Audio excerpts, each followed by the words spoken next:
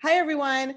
I'm Andrea Cash. I help the League of Women Voters of North Carolina with their communications.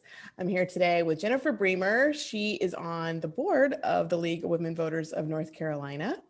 And we are going to talk about a really key topic for 2021, redistricting. This is the first video we're going to do in a whole series about redistricting. So, Jennifer, thank you for being here. Can you start with the basics? Explain to us what is redistricting. Yeah, sure. Thanks, Andrea. I'm happy to do that. And I want to thank everybody for being here. Redistricting is in principle pretty simple. The purpose is to keep the population of each district about equal. As populations change over time, so every 10 years, we redistrict after we get the census data. And maybe I should explain what I mean by district, because a lot of our elected officials are chosen from districts. Like you have a congressional district, or you have a legislative district, you have county commission districts, some city councils have districts. So each of those is going to end up being adjusted after we get the census data. And as I'm sure you know, we collected the census last year, so we should be getting the data sometime relatively soon, but it's probably going to be somewhat delayed because of the whole COVID situation. So it now looks like the districting will be done, later on in the beginning later on in the summer. We're expecting the data probably in August, so the way that happens is in our state the legislature does most of the redrawing, although city councils and county commissions also can redraw their districts. And why does redistricting matter anyway? Well, it seems like it should be just kind of a wonky process, but it's really essential for our democracy because it is a key part of the system that ensures that we have good representation. And what that means is that we need to have one person, one vote, so that everyone's vote has about the same much power in selecting the representatives that draw up the laws and so forth. And that means that each district that selects one representative should be about the same size or very close to the same size. So redistricting is done, to ensure that is still the case after the population has, people have moved in, they've moved out, they've moved around, etc. Also, as unfortunately, the redistricting process can be distorted in a way that really undermines our democracy. So redistricting itself is good, but as we'll talk about in the next segment, gerrymandering is bad. So take us inside the process. How does redistricting work? Well, as it sounds, it should be a pretty straightforward process. In fact, most countries just assign this to a bureaucratic mapping unit that just makes the adjustments and no one thinks anything about it. But in the US, we basically use two different systems depending on the state and even within the state. Either the politicians draw their own maps or there's a citizens commission that draws the maps. And either way, the process begins with deciding how many people should be in each district. And that's pretty straightforward. If you have 100 people in your town or whatever, and you've got 10 districts, then each one of those would have 10 people. So that's the first step. But then that gives you an idea too of how much you have to change when you compare the population of your current districts to what it should be if each district has the same number of people. So something that might have had 10 people, at the beginning of the decade, now might have 15 people, and one that had also 10 might now have 5 people. So the line has to be changed so that they both have 10 again. And the districts there are a few requirements. First, districts have to be what's called contiguous. That means they have to all be one piece. You can't have a district that has Cary in it and then has Zebulon in it and nothing in between. So it has to be one single piece. It can run across water like Albemarle Sound or whatever to a certain extent. In North Carolina, we also have a rule against splitting counties. And unfortunately, that rule is not consistent with one person, one vote. But back in the day, our Senate was elected county by county. So each county got one senator in the legislature. But that meant that a small county had as much voting power as a much larger one.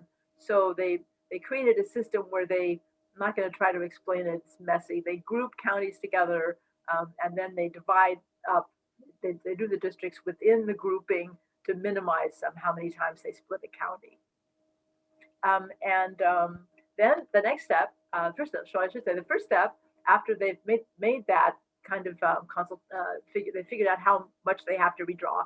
They then should be consulting with the citizens, going around and talking to people and saying, well, we've got to make some adjustments here. We're going to have to, change how we, how we have divided this city because now it's much larger. So we need to move the line, to keep the districts the same size. And what do you guys think? Like, what's important to you to keep together? So that would be the ideal next step. That doesn't necessarily happen here. But in any case, whether they've done that consulting or not, the next thing they have to do is to actually draw some draft maps. Somebody has to prepare, either prepare a map that they can look at. Sometimes outside consultants do that, or they can just sit down and start doing it. It's mostly done using software these days, where you can just assemble a map by clicking on it here and there, and building up precinct by precinct until you have the population that you want, and then adjusting it a little bit on the edges to get as really close to the ideal number. Now, after you've drawn a draft map, ideally this should again be taken to the citizens to say, okay, we listened to you or we didn't listen to you, and here's the map that we've drawn. What do you think? And people can say, well, no, my town, you've divided it up, but you don't have to, or you've put us together. Two very different areas have been clumped together, and what's called a community of interest, which is to say a group of people who share common interests. Maybe they send all their kids to the same, they're all in the same school district and they go to the same schools. Maybe they're all fishermen, or maybe it's a tourist community or whatever.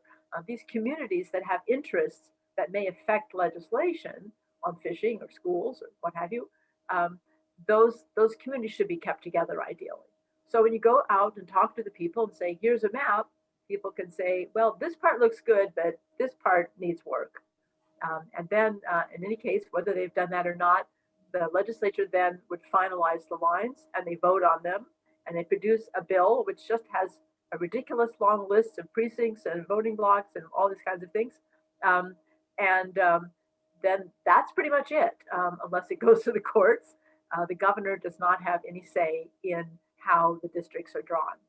So again, ideally, you'd have figure out how much redrawing you have to do based on population changes.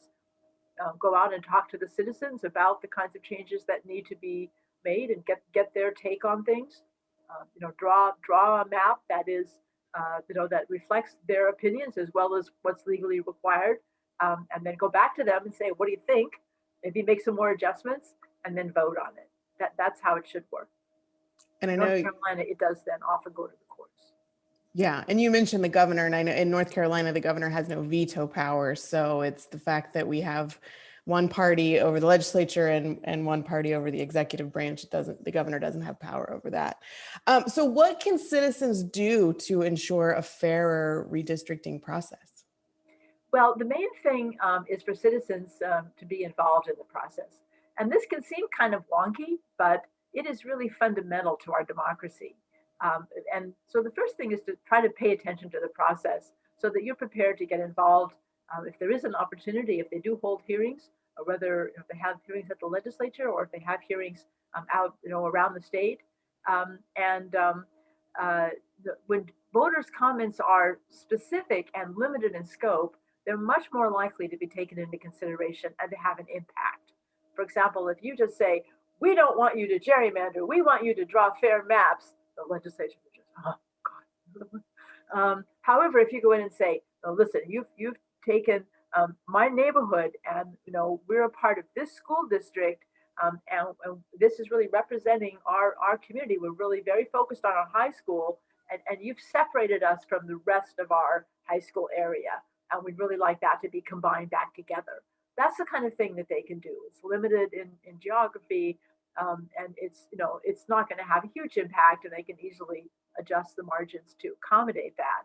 So that's the first thing, is to be ready, and to be involved in making comments. The other thing, frankly, is to help us get reform, as we'll explain in more detail when we get into gerrymandering. This system really undermines the will of the voters, and it means we can't hold our legislators accountable.